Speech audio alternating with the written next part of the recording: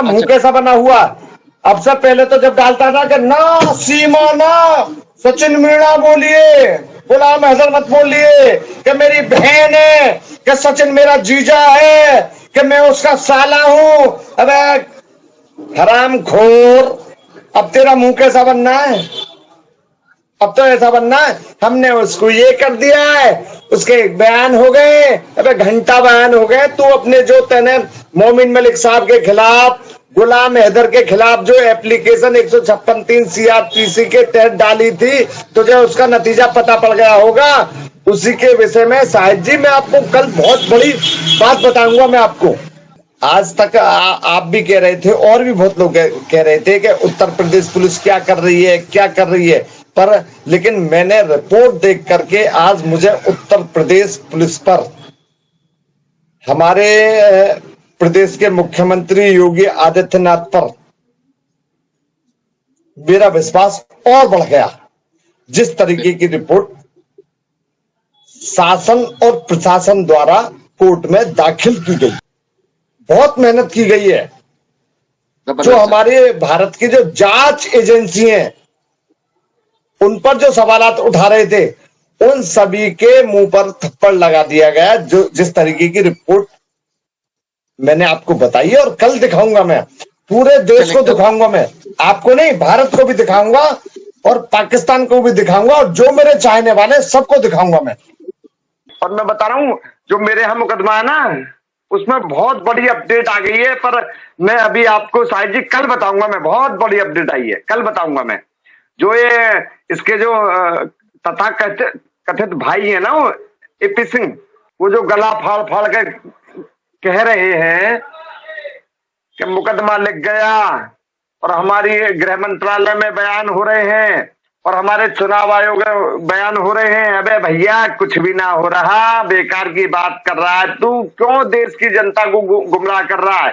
क्यों सीमा को गुमराह कर रहा है? क्यों सचिन को गुमराह कर रहा है? अबे तुझे मैं दिखा दूं अभी ऑन पेपर दिखा दूं कि तूने जो मुकदमा डाला उसमें तुझे नतीजा क्या मिला। कल दिखाऊंगा शायद जी मैं आपको।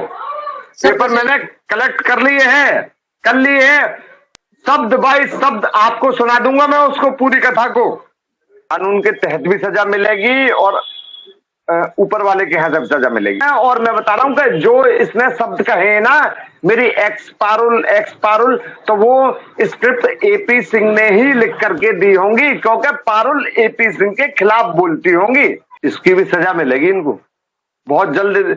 मैं बता रहा हूं बहुत जल्द। जो पारुल के लिए शब्द कहे हैं, मैं आपको बता देना चाहता हूं कि जिस मुकदमे में इनकी गिरफ्तारी होकर के कोर्ट में आए थे, उस मुकदमे में बहुत बड़ी अपडेट आपको कल दे दूंगा मैं, बस कल। अच्छा और कल शाहिद जी मैं पूरे दिन, संडे है कल, छुट्टी पर रहूंगा। जिस समय आप बड़े भाई मुझसे कहेंगे मैं आपके साथ जुड़ जाऊंगा मैं। और चूंकि अभी जो कॉपी है मेरे ऑफिस पर रखी है, मतलब घर पर रखी है होम पर, तो सुनानी भी तो है आपको, मुझको सुनाऊंगा मैं पूरी। जिस तरीके से गधा भौंक रहा था ना कि हमने उसमें ये करवा दिया और हमने उसमें ये FIR करा दी, तो मैं उसी को जवाब दूंगा उसको मैं कि देख बेटा ये क्या हुआ। कोई भी अख्तियार इलेक्शन कमीशन के पास नहीं है। मैं बता रहा हूं, मैं कोई लोकसभा का कोई कैंडिडेट नहीं हूं, किसी पार्टी का मैं सपोर्टर नहीं हूं, और जिससे मैं लड़ रहा हूं, नाम समझ जाइए आप, वो भी कहीं साला वो है ही नहीं किसी पार्टी का कैंडिडेट, हरामखोर। किसी पार्टी का मैं मानता हूं सपोर्टर तो है, पर कैंडिडेट नहीं है। तो मैंने कहां से जो चुनाव आयोग की जो शर्तें हैं उसका उल्लंघन कर दिया मैंने। बुलाइए अपनी लाइव में उसको, लाइए ना, मैं बताऊंगा। शाहिद जी एक बार आप उसको लाइव में ले लो, बस सामने उससे मैं बात करना चाहता हूं। सामने तो आएगा ना, पर एक बार ले लो, प्रयास करो आप, तब बताऊंगा मैं उसको। मैं 161 का रिकॉर्ड कहां दाखिल करवा रहा है मेरे भाई? कम से कम वकालत तो सीख ले। गृह मंत्रालय को जो तू जो एप्लीकेशन दे रहा है, या चुनाव आयोग को जो तू एप्लीकेशन दे रहा है, वहां 161 सीआरपीसी होगा? वहां होगा ही नहीं। क्या वकील है, पता ना क्या वकालत करता है, कौन सा कानून पढ़ के आया। शायद जी मुझे लगता है कि पाकिस्तान की जो खाई है ना, खाई, उनमें पढ़ के आया दिखे। पर अच्छा, मतलब उसका जो गलत कांड है वो आप हमारे खाते में डाल दें।